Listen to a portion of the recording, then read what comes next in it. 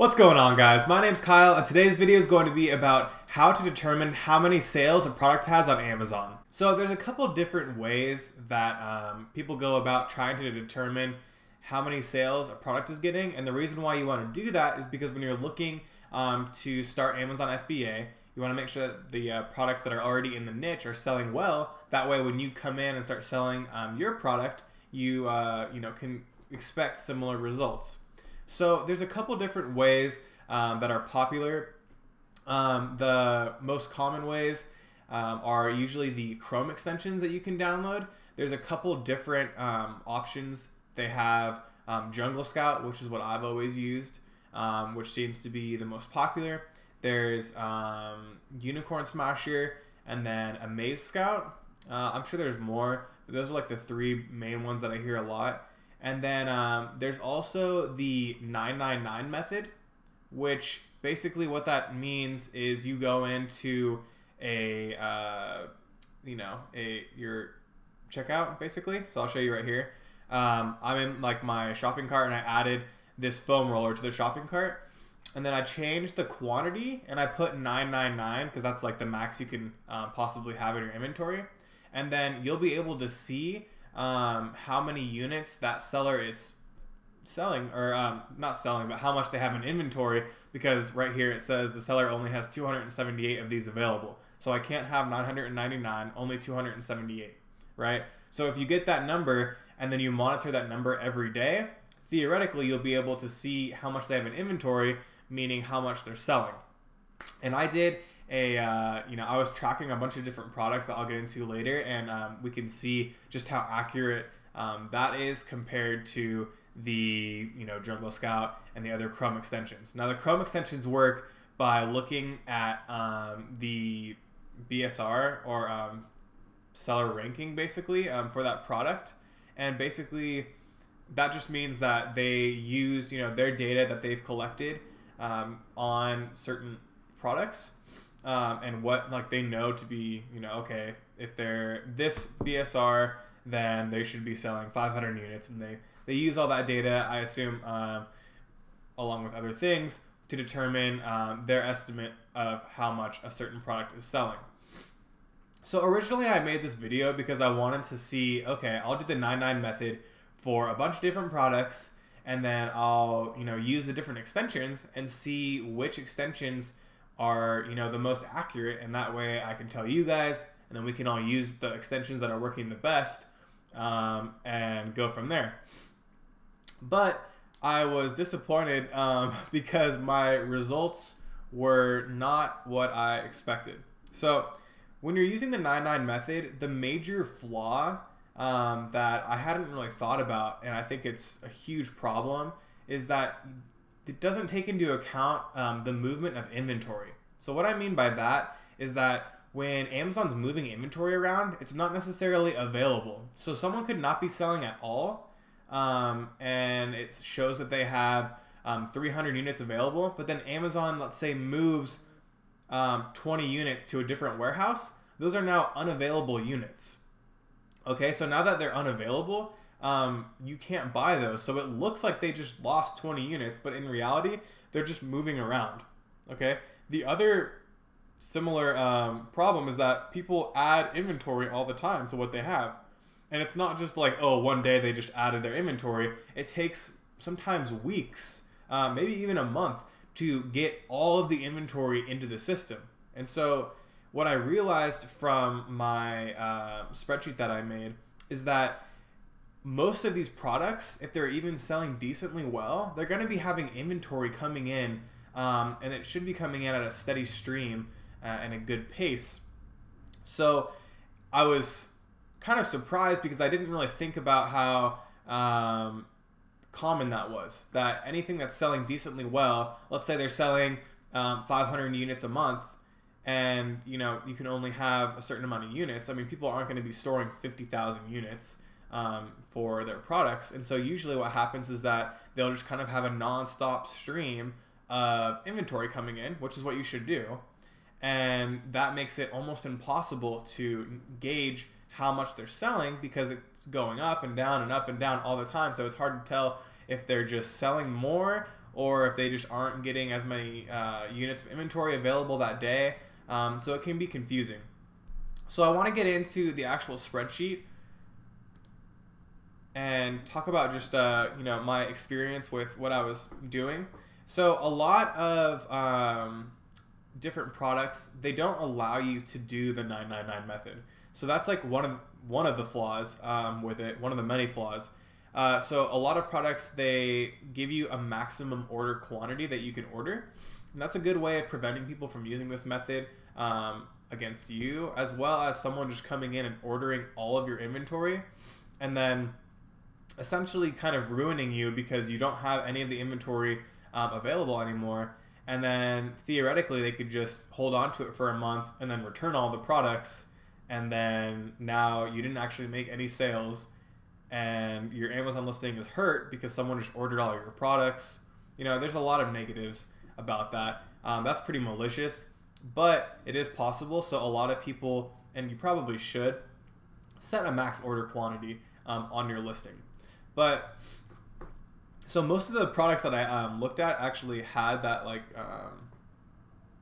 max order quantity limit, but a lot of them don't as well. And so basically what I did is every single day I just wrote down the quantity that each product had.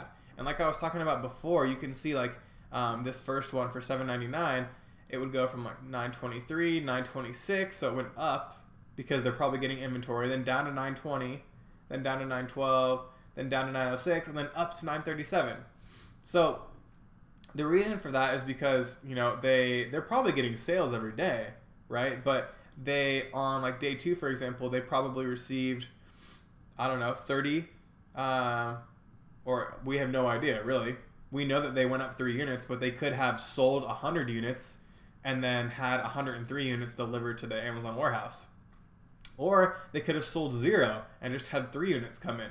So that's a huge flaw, and you'll never really know. I mean, even something consistent like this second product I had, where it was going down about 25 a day from 150, 122, 192, 50, 22, and then actually today was the last day and it was 1. We don't really know. I mean, that is consistent, but what if there's just a consistent stream of inventory going in for that product? So you never really know with the 99 method or 999 method. Now, is that likely? Probably not. They're probably actually just running out of inventory, but you never know for sure. And so that's kind of unsettling about this method. The other ones were kind of up and down too. So it's kind of all over the place. You never really know for sure. A lot of people will say, oh yeah, well, if you do 999 tracking, you know exactly what their inventory is doing. And that's just completely false. That's not true at all. Even if it looks like there's a trend, they could just be consistently sending in inventory. You don't really know, right? Not to say that it doesn't hurt, and it's probably good to monitor inventory because, I mean, if you see that, they're ranked well and their inventory, like this one up here, that's 923, 926, okay, they obviously are sending in inventory. They're making some sales, so it's not like they're not selling anything. All of these people are doing relatively well, but it's hard to know exact numbers because of the inventory movement and just bringing in more inventory and sales fluctuations. Okay, so you may be thinking, all right, well, great. Now I have no idea what I should be using. And so I want to talk about the Chrome extensions and the differences between them. So I tried Jungle Scout, Unicorn Smasher, and Amazon Scout Pro, I guess it's called.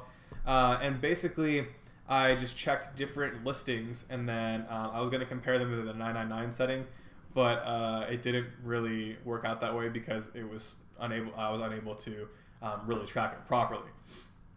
But the numbers were kind of all over the place. This one, for example, this one was kind of close, 160, 130, 200. So they're within 80 sales. But overall, that's kind of a big difference. That's a 30% difference or 40% difference. So, there's definitely a big spread, 1,000 or 2,500. That's a big difference. This one was 100 or 250. So that's a large amount of sales different for those products. One thing that I will say is with all of these, Unicorn Smasher was just a complete like pain to use, because you can't just go to a product page and use it. You have to use it on the search results. So when I was going through doing this like 20 times, which you're probably doing if you're doing product research, it's kind of a pain because you can't look at specific specific product pages. You have to go for the overall product like search. So you can't see like specifically that product, which makes it difficult if you're in a niche where it's like they're moving around all the time. It's harder to track.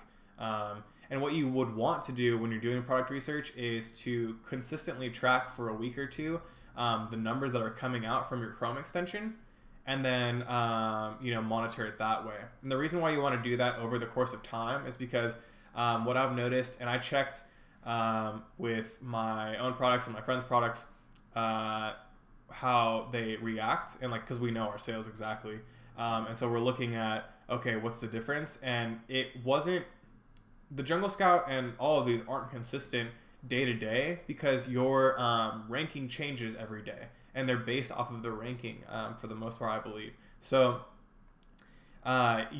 it's important to monitor it over the course of time, at least a week, and just check every day. Just click the button and look, because if you have a day, or if that seller has a day randomly where they're selling, let's say they sell, usually they sell 10 a day, and then one day they sell like 100, whether it be because they did a giveaway or because they just, I don't know, up their advertising costs. But sometimes it's kind of random. Sometimes you just get days where you're selling a lot. But if you look on that day and you just assume that all the days are like that, like Jungle Scout sometimes does, because it just goes off that BSR ranking, because your BSR ranking changes when you sell a lot of units in a day, and it changes like every day usually, then you'll look at that and then kind of be misled by that information. So whatever you end up going with, it's really important just to monitor it over the course of like a week, just to kind of get a better idea of the market. From these different, Chrome extensions, I noticed that, Jungle Scout was pretty much like spot on all the products that I looked at, that I have access to knowing what the sales are.